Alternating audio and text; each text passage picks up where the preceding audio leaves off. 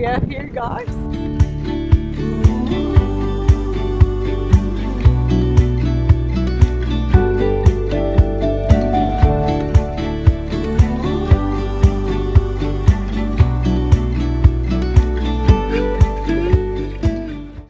Up there is the famous Torres del Paine Towers, which on our 4-day hike will be the last stop. We're going to camp here tonight in the car park at the welcoming centre. We catch the bus to the ferry, which takes us all the way to the other side of the park where we start our hike. It's been a long time since both of us have done any multi-day hikes, and we're really trying to portion out the food we're going to need. We're going with all kind of dry food except for the first day where we've made already chili con carne. Chili con carne is heavy, we know that, but we will be hiking only with day packs first day. So with any hike, snacks are probably the most important thing because you get so hungry, especially craving sweet things. So we're probably bringing more sweets and snacks than anything else. And our favorite are these Argentinian biscuits, alfajor, something like that. They are delicious. They're basically biscuits filled with dulce leche, and dulce leche is our new favorite thing. Everything is with dulce leche here. Like everything. Like, I would be surprised if you get like French fries with dulce leche at McDonald's. Like, that's how famous dulce leche is. It's super popular here, basically. Everything here, ice cream, cookies, whatever. Everything's dulce leche. So we'll see you in the morning when we start the hike. See you in 4 days. We're all packed now. It is a beautiful day. This is going to be a pretty special trip, I think.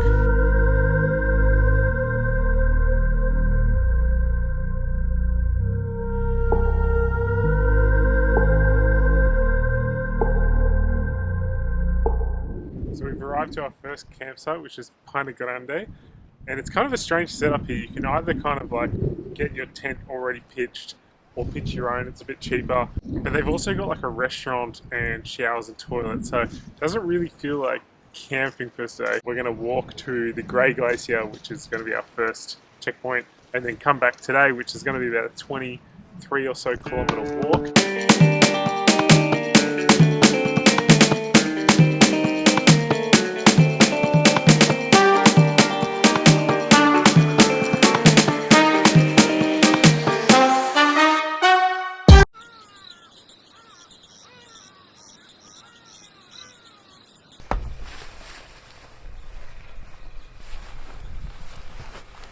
We've just woken up to day 2 and it is stunning. There's no wind today, which is completely different to yesterday and last night where we were just being blown over. It's pretty warm, and we got about another 20 kilometer walk to our next campsite and some viewpoints.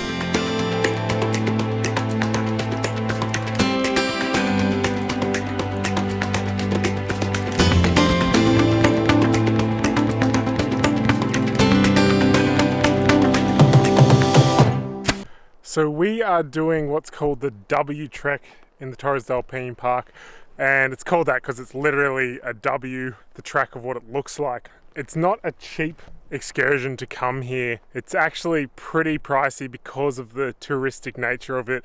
It's blown up in the recent years because it's just become so popular and competitive to get in here, as you have to pre-book your campsite. Just to enter the park for 3 or more days, we had to pay $60 each, and then to catch the bus and the ferry to the start is another $100, and then on top of that you're actually paying for your campsites. And if you don't pre-book early, you have to basically up the luxury of your campsite experience, rather from buying a tent spot to buying a pre-made tent or even a hostel, and they can range anywhere from about $20 to $200. So because we missed our opportunity back in January, we had to book this one last minute, and our last campsite, which is the most touristic because it goes the closest to the towers, was $120 for the night for a tent spot, which is just insane. It's definitely worth it, once in a lifetime thing, but it is quite pricey if you were thinking about coming here. Ah, little avalanche. That's cool. hope we're not walking underneath it. So we are now walking up what's called the French Valley, and that is pretty much the midpoint of the W. It's great because we can leave our heavy backpacks at the bottom and then hike up. It's about 630 meters elevation, 5-hour hike basically straight up.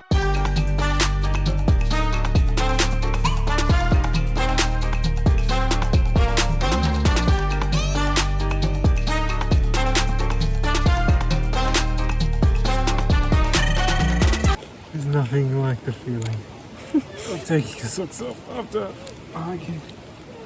Oh.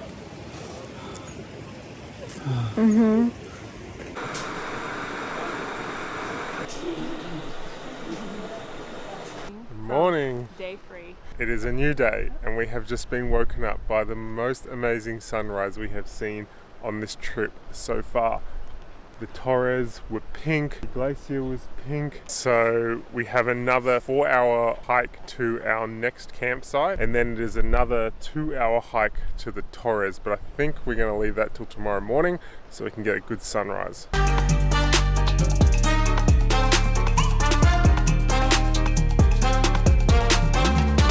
So these Patagonian winds are crazy, like we've mentioned. It normally blows like 30-20 kilometers an hour. And then you get these gusts that you can see whip up on the water that are like 110, 120 kilometers an hour, and it nearly blows you over. These are the gusts that have been known to blow camper vans over. It's just relentless too because they just don't stop during the day.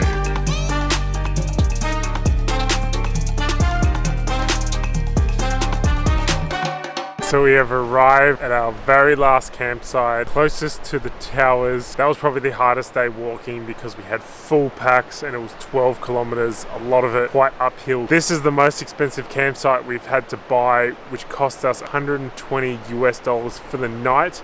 And all that gives you is basically a pre-made tent on a wooden platform, access to toilet and showers. Very expensive, but it is the most popular because of its proximity to the towers. We're gonna head up there first thing for sunrise. This is the closest point to the top. It's still an hour-and-a-half walk, but the next closest point is another 3 hours to the top. So that is why this is so popular. It's about 7 o'clock. We're ready for bed. Tomorrow we're gonna get up at 4 o'clock and hike to the summit of the towers for sunrise, which is the most amazing time to see it because it's when all the towers are pink.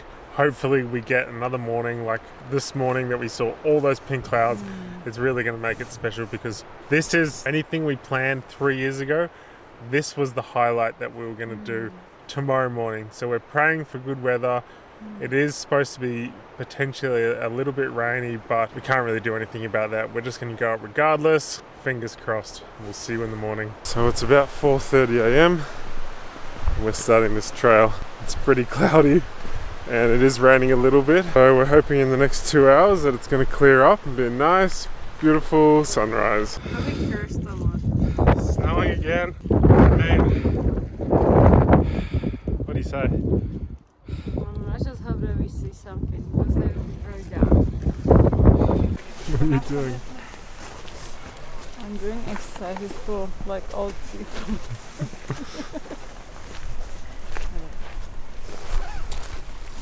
No, I'm so hot. It's great. So, we can't see the towers yet. It's still very, very cold, but we're going to stay up here until we can see a proper sky. We're not giving up. There's fresh snow on all the mountains again. This is reminding us of the Fitzroy hike we did in Argentina. A bit traumatic. Give me an update. It's getting worse and worse and Master wants to stay and I want to go down. So we've been waiting up here for 2 hours now. It's still snowing. Still no sign of the towers. They are behind that cloud, but I've still got hope. Lindy has gone because she got too cold, and I'm going to wait here a little bit longer to see if I can see a bit more of the towers. It has come out every now and then, very, very slightly, just for a couple of seconds. We haven't seen the full clear picture yet, but I'm hopeful. I got a little bit left in me. 5 minutes later. So I caved in, couldn't handle the cold, and it wasn't really getting any better. Still snowing, but oh well. Again, win some, you lose some. We did it! Nice job. So today was a bit shitty, but the rest of them was pretty good. We finished with rain, but it was our last day. We were so lucky with weather and it was amazing. We've never done something like this. We're back and he hasn't been stolen. So it's always good when you leave something for a while and you come back and hopefully all the windows are still, yes, Yeah, they are. before I say anything. Looks like we haven't been robbed, which is always good. So I think we're gonna have a hot shower, then probably just rest and go to sleep. So our Patagonian hot shower system is we heat this 10-litre jug up with hot water and we put it in the solar shower and then we turn it on and have a nice hot shower. But it's still like 3 degrees outside, so it's not very nice when you're wet. The shower goes cold.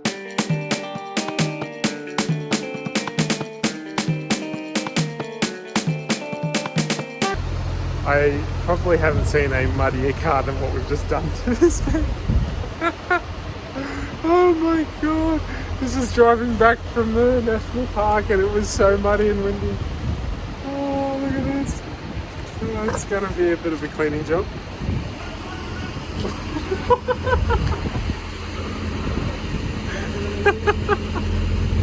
Holy crap! That's bad. And this side's not too bad at all. So we've just made it to Punta Arenas, which is pretty much the southernmost city in Chile. The last couple of days have been so cold driving. We don't have a working heater in this van because the heater core, which is like a little radiator that gets the hot water from the engine, was leaking and I had to disconnect it. It's a real nightmare to try and replace it because you got to take the whole dash out of the van. We're going to a scrapyard now, so I'm going to try and retrofit a small little heater core from any vehicle I can find, and just so we can have a little heat source down at our feet, because at the moment when we're driving our feet just turn numb. It is so cold. So I found a second-hand car parts shop. These are the heater cores, like a little radiator that heats up. I'm going to try to retrofit this on the floor of the van so we get a little heater. Got myself a second-hand heater core. This is off a Hilux, Toyota Hilux. Well, he wanted 50 and I got it for 20. Because I made him go look through the whole pile because I wanted something slightly different. And then he was like, oh, I can't be bothered anymore. He's have it for 20. Basically, the hot water runs through here like a radiator. Instead of cooling the water down, it basically just blows hot air back through the vents. My theory is we're going to put it down here somewhere because that's where the hoses originally run behind the dash, and I'm going to kind of retrofit some hoses to run back into the main lines, and then maybe put a computer fan behind here so we can have a little bit of a heater. That might be a bit of a... Maybe we can use these? Okay. I mean, we could. So this is the end result of my makeshift heater core. Hot water comes in here, goes all the way through the heater, and then comes back out here down to where the original hoses were. And then we've rigged up a little fan here, which was the one that I took from up here. You turn on this switch that I've rigged up and it blows the hot air over the heater and onto our feet and in the cabin, and it's actually enough to heat the whole thing up. We're just in the line to get on pretty much the last car ferry in this entire planet, because we are heading to Tierra del Fuego, which is the island where Ushuaia is on, essentially, which is the town that is the end of the world. So we're heading on a car ferry now, which is going to only take half an hour. We're going to get to an island and then basically drive to the bottom of this island, and that is the bottom of the world, or fin de mundo is what they say in Spanish. The weather for sailing is looking amazing. It's barely windy. At least it's blue skies, but it's going to be a nice sail. If you are liking these videos, don't forget to whack that big blue thumbs up below, subscribe if you haven't already, and comment if you have any questions.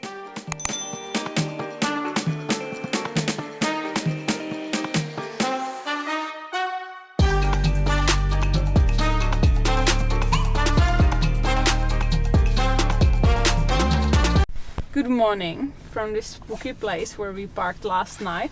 There's like broken bridge and graffiti everywhere. We're freezing cold. It's Saturday morning and we ran out of gas last night, so we couldn't really, well, we could heat up our water bottles, but we had to use our camping gas. We're rushing into Ushuaia and we have to go there right now, so we make it in opening hours. The gas place will close at noon and it's gonna stay closed until Monday morning. So essentially, if we miss the opening hours of this guy, we're going to be in a world of pain, we don't have that much camping gas, which is like the little gas bottles that we take up the mountain. We really only need it for our cooking and for our hot water bottles because these are the only source of heat we have and they are keeping us alive. So let's go get this gas bottle filled. So I think we have another small problem with our alternator. It seems to be overcharging our battery. So I'm monitoring it here. We've got our battery warning lights coming on and it looks like it's overcharging quite a bit. So it's a little bit concerning because we could actually cook the battery by overcharging it. It's supposed to only charge at about 14 volts and we're getting all the way to 16, which is not good. But we're about half an hour from Ushuaia and I think we're going to have to go visit a mechanic to see if we can get the voltage regulator checked. Ushuaia, welcome! We made it to the end of the world. We made it, the guest place. We're actually lucky because we have a Chilean bottle and Argentinian bottles are completely different. So you kind of have to find a place that have the adapters, and I think this place does because it's pretty touristy. But I might be running into problems later on. We can't find gas places that will be able to fill our Chilean bottles. But we'll see how it goes. We're cooking with gas. Yay, mission successful. That's good. This lovely place right next to the gas station and doing some work on the van. It's been a while. Everything was fine and working properly. So we're parked next to like a huge building because it is so windy and cold. This is like the only wind protection I could find. And we've got a problem with our alternator. You saw the lights come on the other day. The regulator for the voltage is playing up. We put a brand new one in Santiago and we think it might have got muddy when we drove on the muddy roads the other day. So I've just kind of pulled the engine covers off, taken the cap off of the back of the alternator and giving it a clean with some contact cleaner, and hopefully that solves the problem. The very next evening. Our fix on our alternator regulator didn't go 100%. It's still playing up a little bit, much better than what it was, but we're very worried that we are going to fry the battery still. So we've just come to this very strange mechanic who's basically just his house, and we're worried that we have a long way to drive. So if something goes wrong along that way, we're going to be out of any big towns without a lot of help. So we've actually been relocated to an alternator specialist and he's taken the alternator out.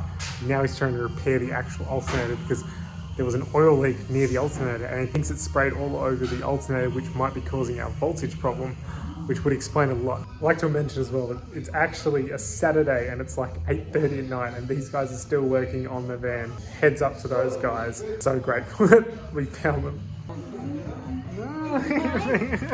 This is my seat. Oh no. Dirty little shop kitty. She's so.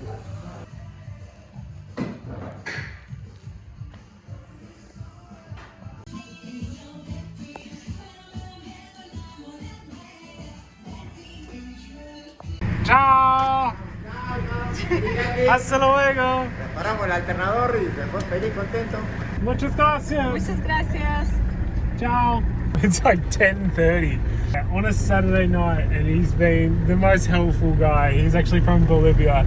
He took our whole alternator apart and fixed it. Follow us next time when we explore Ushuaia. Search for pumas in a penguin colony, camp next to some noisy neighbours and watch a world record attempt. If you want to see what we're up to on a daily basis, remember to follow us on Instagram, salty_vanventures. See you there.